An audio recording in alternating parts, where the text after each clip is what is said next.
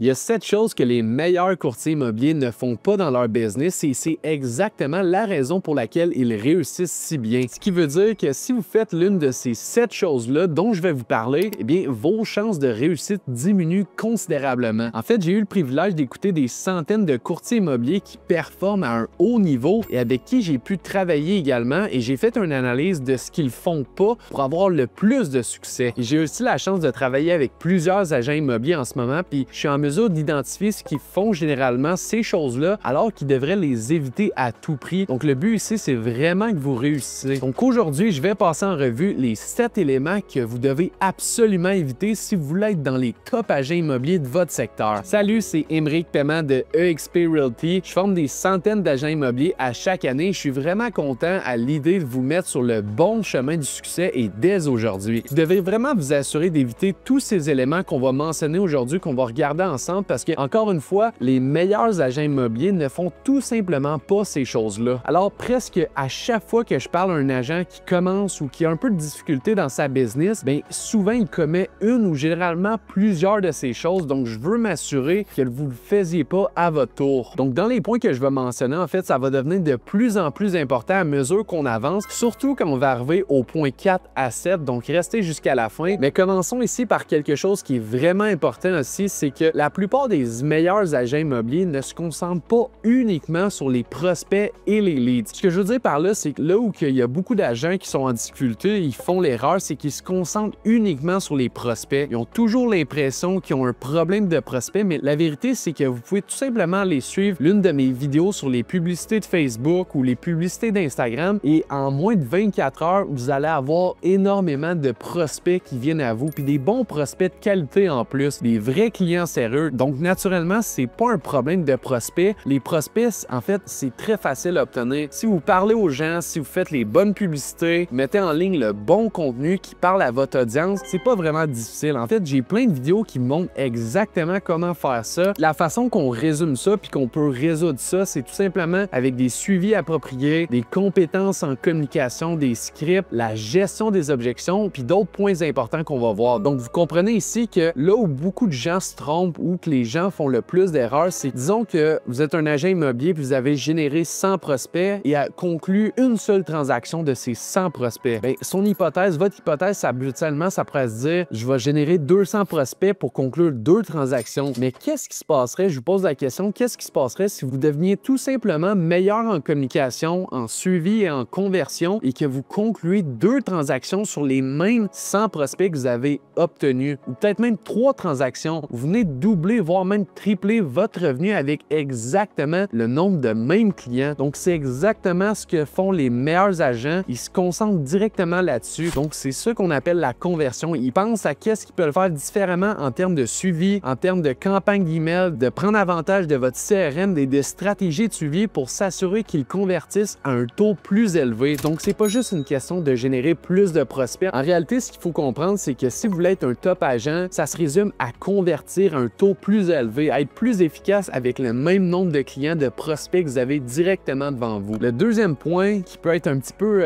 en fait, je pourrais dire vraiment dangereux, puis ça m'est arrivé dès que j'ai commencé en tant que nouvel agent immobilier et je comprends même que peut-être vous pourriez avoir le même problème, c'est de compter constamment vos commissions avant que la transaction soit ferme, qu'elle soit conclue, puis que ça soit vraiment définitive. Je sais que ça, on l'a tous un peu déjà fait car c'est vraiment tentant, mais peut-être que vous avez une transaction sous contrat présentement et que vous commencez à vous dire « Hey, Colin, qu'est-ce qui arriverait si je conclurais cette transaction? C'est peut-être 8 000 10 000 15 000 » et tout ce que ça fait, ça vous prépare à une énorme déception parce qu'à un moment donné, peut-être pas aujourd'hui, mais un jour, c'est certain que ça va arriver. Vous allez compter sur cette transaction et la transaction va échouer. Elle va tout simplement être annulée pour X raisons et vous allez vous retrouver déçu. Donc, c'est un principe que j'ai vraiment commencé à adopter au fil du temps et qui fait une énorme différence dans mon entreprise. En fait, qu'est-ce que je veux dire par là, c'est que je me fie pas aux paroles des gens. J'attends que les actions soient faites, que ce soit vraiment concret. Je parle pas de rien tant aussi longtemps que rien n'est fait au complet. Je compte aucun revenu tant qu'il n'est pas dans mon compte bancaire et de cette façon-là, ça permet vraiment de réduire considérablement vos déceptions. Donc, si vous commencez à développer cette habitude comme beaucoup d'agents prospèrent le font, bien, qu'est-ce qui arrive, c'est qu'ils se concentrent simplement sur la prochaine activité qu'ils doivent faire pour accomplir le travail et qu'est-ce qu'est-ce qui va arriver, c'est qu'ils vont tout simplement attendre que les choses soient prouvées, d'être finalisées, fermes et finales. Merci, bonsoir. Croyez-moi, ça va vous éviter beaucoup de stress. Le troisième point qui est super important, c'est de ne pas s'adapter. Je pense ici aux meilleurs agents immobiliers. Puis exemple, qu'on prend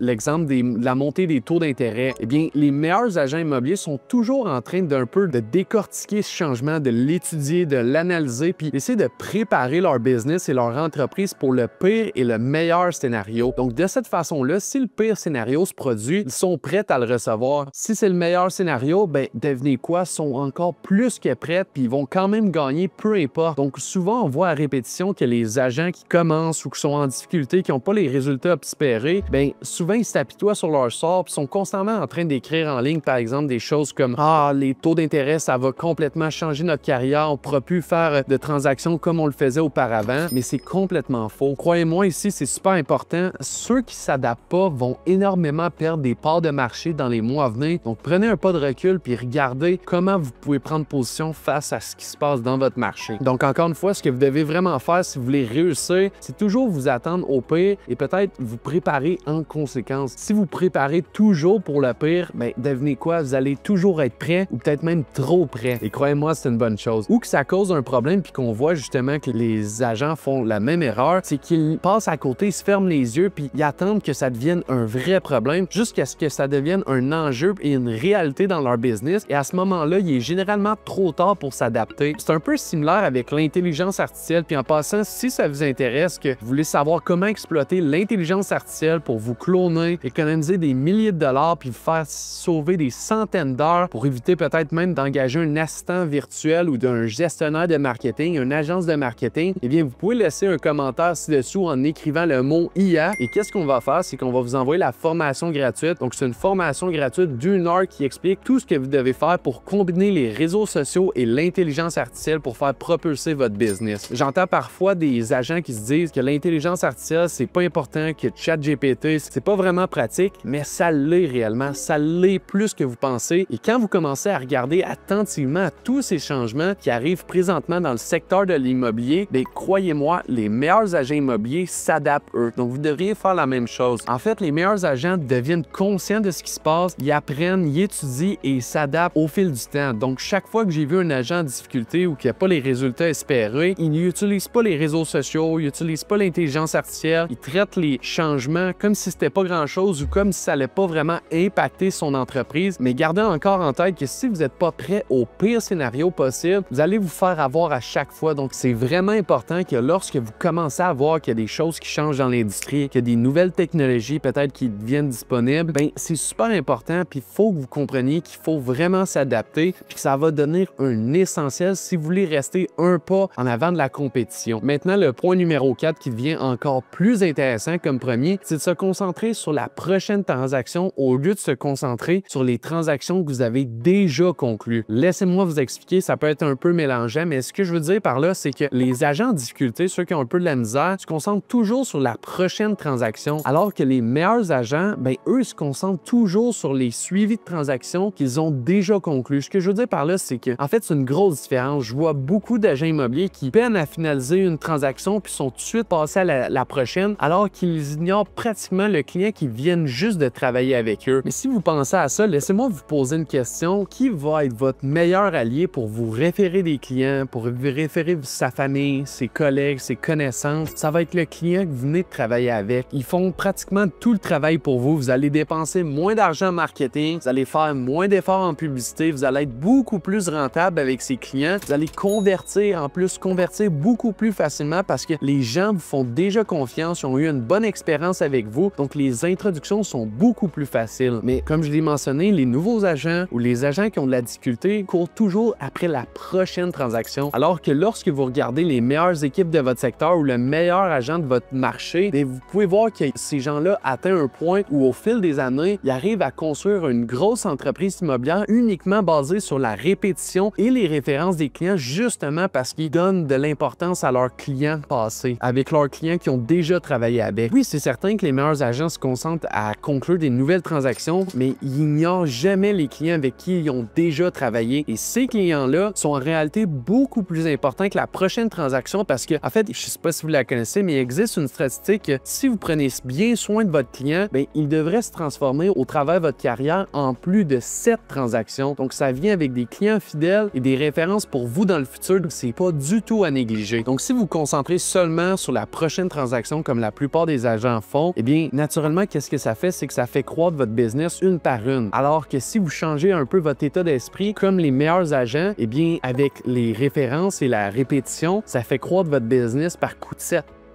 7. Donc, vous comprenez, c'est vraiment une distinction importante à comprendre et à mettre en place. Je vais même aller un petit peu plus loin. En fait, c'est une autre statistique intéressante qui mentionne que plus de 80% des gens ne retravaillent pas avec le même agent immobilier qu'ils ont eu auparavant. Eh bien, maintenant que vous êtes un agent immobilier, vous ne voulez pas être celui que les gens ne retravaillent pas avec à nouveau dans le futur. Vous voulez être celui qui vont continuer à choisir et qui vont recommander, qui vont référer à leur famille, entourage et membres de la famille. Vous voulez être celui qui vont continuer à choisir encore et encore, et même lorsque vous offrez un bon service, les gens vont commencer à vous référer à leur famille, à leurs amis et à leur entourage. Numéro 5 maintenant, ce que les meilleurs agents immobiliers ne font pas, c'est de se concentrer sur les activités qui sont les plus faciles et les plus amusantes. On sait que ça peut être facile, mais au contraire, les meilleurs agents immobiliers se concentrent sur les choses qu'ils savent qu'ils doivent faire. Et ce que je veux dire par là, c'est qu'en fait, je remarque que les meilleurs agents immobiliers qui concluent 100 transactions et plus par an, c'est qu'ils deviennent tous les maîtres des bases. Ce que je veux dire par là, c'est que je peux faire un exemple. Si vous regardez des vidéos de Kobe Bryant, qui est une légende absolue du basketball, on le voit clairement dans ses vidéos à 3 h du matin, à 4 h du matin au gymnase. Ben, il fait des lay-ups, il travaille son dribble, il fait des tirs à mi-distance, il fait pas des trucs de fou, il lance pas des tirs de l'autre côté du terrain, il fait pas des dunks, il fait les choses de base, les fondations, et encore et encore et encore pour être vraiment le meilleur. Puis naturellement, il est devenu le meilleur en faisant exactement ça. C'est exactement ce que les meilleurs agents immobiliers font. Si ces gens-là comprennent que, par exemple, si c'est la prospection qui les a amenés exactement où ils sont, eh bien, ils comprennent qu'ils doivent tout simplement continuer à faire les mêmes bases constamment, jour après jour. Donc, ceux qui réussissent, généralement, sont pas ceux qui font les choses les plus amusantes, les plus tape à l'œil ou les plus sexy. En fait, ils ont juste les bases parfaitement rodées. C'est certain que c'est peut-être pas des fois les activités les plus plaisantes à faire. Vous allez vous faire rejeter, ça va être épuisant, c'est certain, mais ceux qui réussissent à un autre niveau finissent par un peu tomber amoureux de ces choses ennuyantes parce qu'ils savent que le processus, ils ont confiance que le processus fonctionne, ils savent que la répétition va les apporter où qu'ils veulent aller. Là où les agents qui ont de la difficulté bloquent, sont toujours en train de chercher un peu le shiny object, la prochaine tendance, la prochaine chose facile à faire. Mon exemple que j'aime tout le temps donner, puis en fait, je pense que c'est quelque chose que beaucoup de gens peuvent se reconnaître, quand les gens pensent à vouloir se lancer sur les réseaux sociaux, puis ils vont tout simplement vouloir créer du contenu, vont aller sur Canva, vont essayer de créer des visuels au lieu de prospecter. Le problème avec ça, c'est que les gens vont penser qu'ils font avancer leur business alors qu'ils passent littéralement 1 heure à faire ce visuel sur Canva et qu'au final, il n'y aura pas de résultat aussi bien que si vous l'auriez délégué à un professionnel sur Fiverr pour moins de 10-15 $. Donc faites attention ici, il ne faut vraiment pas tomber dans le piège de vous convaincre un peu que cette tâche va vous faire avancer votre entreprise, car en réalité, ça ne fera pas grand-chose. Cette publicité que vous venez de créer, ce marketing, ce visuel, peu importe, ça ne va rien faire de significatif. Donc, vous voulez vous concentrer sur les activités qui ont le meilleur retour sur investissement, sur les activités qui produisent vraiment des revenus ou des transactions, des communications, des rencontres avec des clients. Donc, arrêtez de vous laisser distraire par toutes les nouvelles tendances, les astuces ou les raccourcis ou peut-être les trucs de ce monde que tout le monde parle et qui donnent l'impression que vous allez trouver un raccourci dans l'immobilier, mais je peux vous le dire, il n'y en a pas de raccourci pour bâtir une entreprise immobilière qui a du succès. Puis en plus, c'est parfait, ça nous apporte directement au point 6 qui mentionne que les meilleurs agents immobiliers ne cessent jamais de faire ce qui les a amenés où ils sont aujourd'hui. Ce que je veux dire par là, c'est que je donne peut-être un petit exemple. Il y a une agente que je connais puis elle a énormément de succès. Elle a amené son entreprise à un autre niveau en faisant des appels à froid à chaque jour constamment et elle conclut plus de 70 transactions par an. Bien, devinez quoi? Elle continue de faire ses appels à froid tous les jours, 3 heures par jour. Puis la plupart des gens pourraient se dire, elle est rendue à 70 transactions par année, elle devrait plus faire d'appels, mais les vrais gagnants, les vrais pros de l'immobilier continuent à faire ce qui les a amenés où ils sont aujourd'hui. C'est pareil pour moi avec les réseaux sociaux. En fait, depuis que j'ai bâti un peu de momentum puis d'élan avec les réseaux sociaux, bien, je continue constamment à publier encore et encore de plus en plus du contenu pertinent. Plus que vous faites de ces choses, plus que vous convertissez, plus que vous vous améliorez, puis avec le temps, votre entreprise agrandit. immobilier. Donc, c'est comme ça que les meilleurs agents immobiliers, les agents les plus intelligents, les plus prospères, grandissent et bâtissent des empires immobiliers. Donc, si vous trouvez quelque chose qui fonctionne et qui vous apporte des clients, quand ça commence à marcher, ne ralentissez pas. C'est le temps de doubler, voire même tripler vos efforts. Maintenant, numéro 7, enfin, c'est quelque chose que je vais toujours parler. En fait, les meilleurs agents immobiliers ne voient pas les autres agents immobiliers comme de la compétition, comme des concurrents. Ce que je veux dire par là, c'est que, en fait, c'est tellement plate de voir à quel point je vois tellement d'agents immobiliers médiocres avec un mauvais mindset qui passent tout le temps leur temps à négativement parler des autres agents, à dire